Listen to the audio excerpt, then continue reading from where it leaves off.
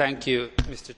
President. I want to start out by thanking our excellent rapporteur who has persistently worked with this complicated dossier, and I think that the outcome is as good as it can be at this stage.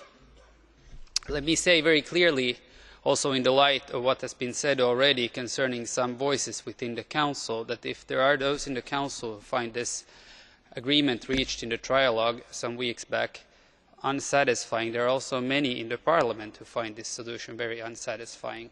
I am one of those who feels that this is the best solution that could be found, but it does not make the outcome in any way satisfactory, because we are still going to start redeploying money from heading 1A and mainly from the framework programme for research to the ITER project, something that the Parliament very clearly has stated that is not its desire in both a report on the ITER issue itself only 2 sessions back, and also the Budget Committee very clearly on my opinion on the topic.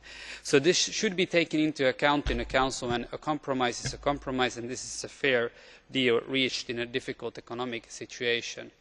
I think the Polish Presidency did a good job together with our rapporteur and others negotiating to find an agreement that is reasonable. We should stick to it.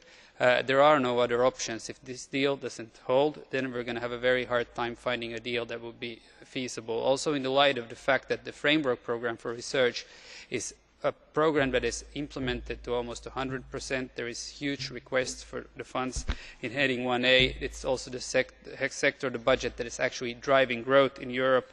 We should use all the money available in heading 1A for the initial priorities foreseen in the initial MFF, where ITER was not foreseen. So that is why we cannot redeploy more than this deal foresees, and therefore I think we should stick to this deal. I want to thank the rapporteur for a good job. Thank you, Mr. President.